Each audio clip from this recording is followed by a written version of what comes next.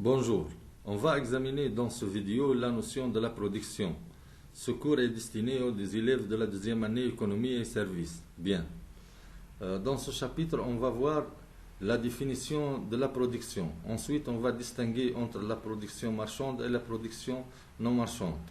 Dans un autre paragraphe, on va voir les secteurs de l'activité économique, notamment le secteur premier, le secteur secondaire et c'est quoi le secteur tertiaire.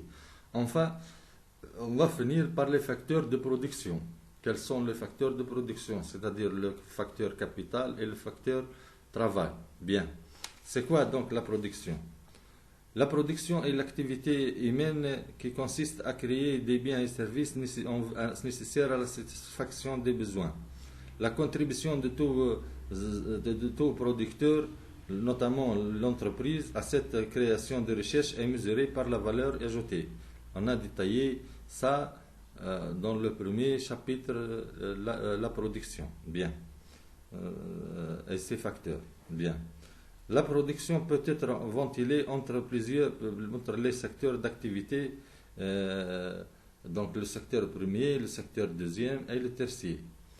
Donc, on va voir maintenant la notion de la production marchande et la production non marchande.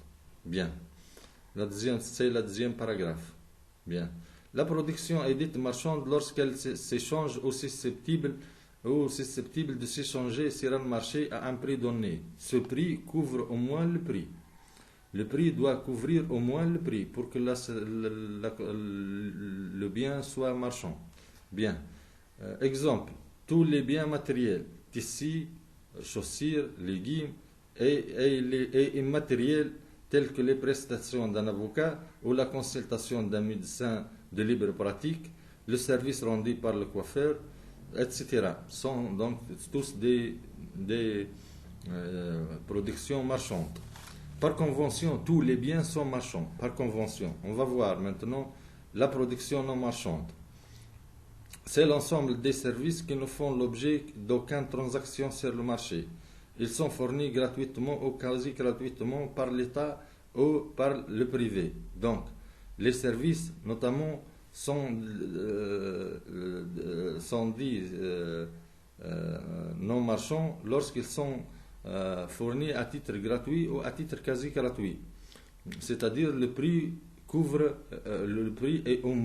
est inférieur au coût de production. Mais le même service peut être soit marchand, soit non marchand. Prenons l'exemple de la consultation d'un avocat. Il s'agit d'un service marchand. Par exemple, la consultation des médecins à l'hôpital, c'est un service non marchand. Mais la consultation d'un médecin de libre pratique, c'est un service marchand. Donc le service peut être à la fois marchand et à la fois non marchand. Mais par convention, tous les biens sont marchands. Bien. Exemple de services non marchands: l'éclairage public, l'enseignement, la police, l'infrastructure, les routes, les services rendus par les associations, l'association d'assistance des personnes âgées, par exemple, l'association de lutte contre le cancer, le croisement rouge, etc. Donc, ce sont des services non marchands.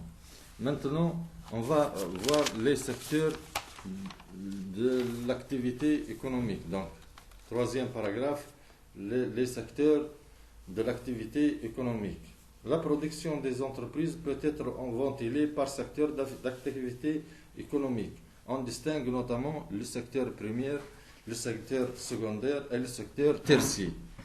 Petit a, le secteur primaire. Il est le plus proche de la nature. Il y regroupe les activités agriculteurs, la sylviculture, la pêche et les extractions minières. La sylviculture, que signifie la sylviculture? C'est la culture de forêt. معناها كيما الحطاب اللي ياخذ من الواحد ولا les apiculteurs اللي يربي في العسل اللي يحط فيه في الغابة. C'est la sylviculture هي l'exploitation ou la culture de la forêt, استغلال الغابات. Bien. Ça c'est le secteur primaire. Donc je répète. il est le plus proche de la nature. Le secteur primaire, c'est le secteur le plus proche de la manière. On y regroupe les activités agricoles, les salvicultures, les pêches, les extra minières, la pêche au Saïd al-Bahr. Le secteur secondaire maintenant. Le secteur secondaire. Il comprend les activités de transformation des produits de la nature en produits élaborés. Exemple, les activités d'artisanat, les industries manufacturières et non manufacturières. Donc, le secteur secondaire, on peut dire, c'est l'industrie, c'est les activités industrielles, manufacturières, etc. Maintenant, le secteur tertiaire. Il comprend l'ensemble des activités produisant des services, comme le tourisme, comme les banques d'affaires, comme les conseils, comme le transport, comme le commerce, etc. Il se développe aujourd'hui un ensemble d'activités qui ont tendance à regrouper dans un secteur à part, le secteur quaternaire.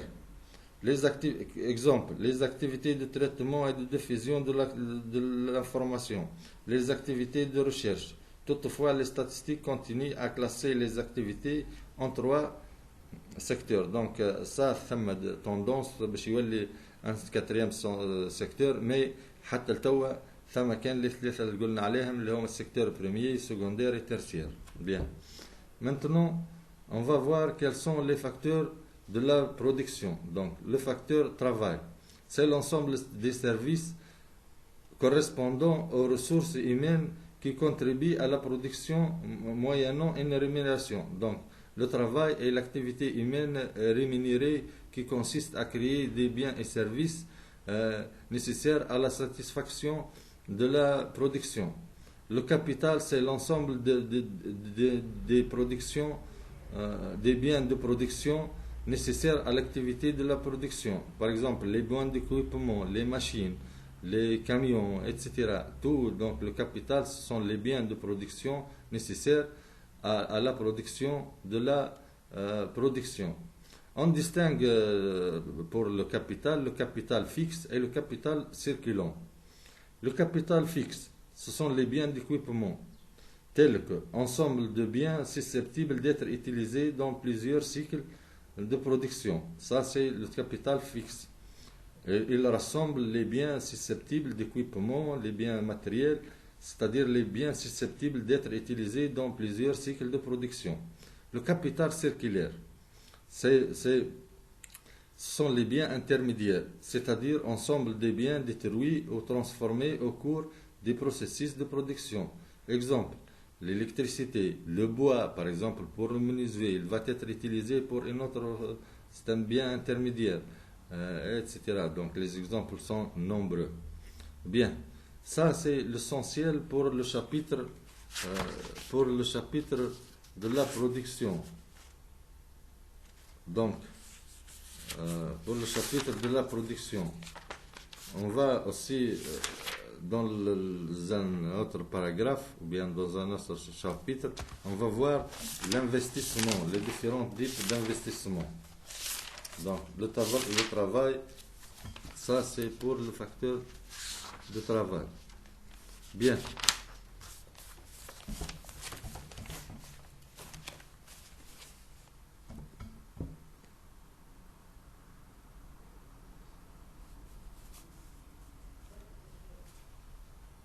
Bien. On va ajouter maintenant les différents types d'investissement. On peut ajouter dans ce chapitre aussi bien les différents types d'investissement.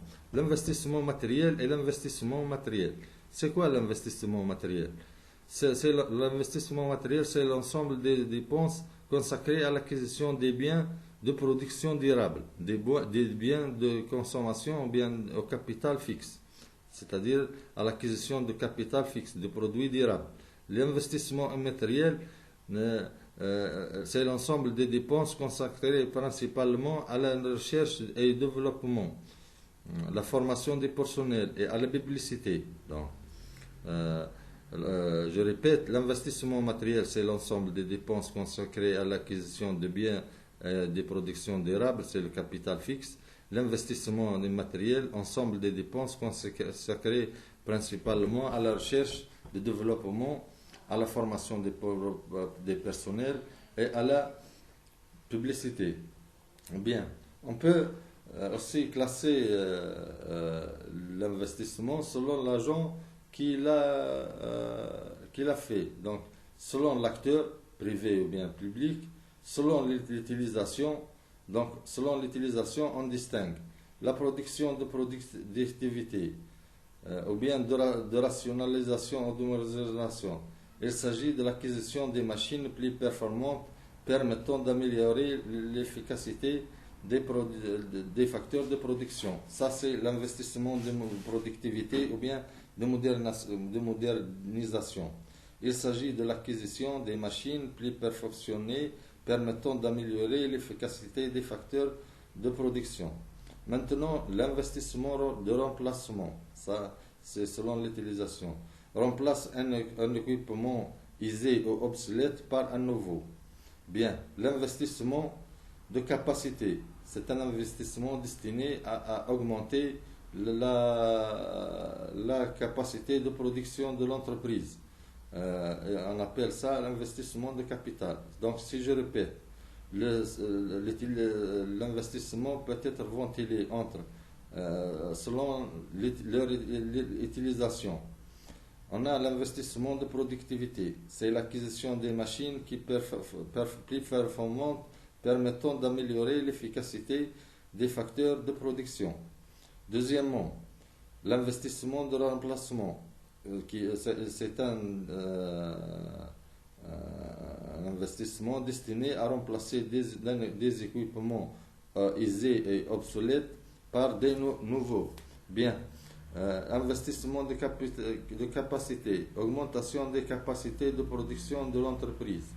Bien, maintenant, une autre classification de l'investissement, c'est selon la nationalité. On distingue bien sûr l'investissement national de l'investissement étranger. L'investissement national, c'est l'investissement qui est réalisé par les entreprises nationales ou les entreprises résidentes sur le territoire économique qui travaillent sur le territoire économique tunisien pendant une année au moins. Bien. L'investissement étranger, c'est notamment l'investissement direct étranger, donc un étranger qui vient faire une usine ici. Donc merci pour votre attention et à la prochaine. Merci beaucoup.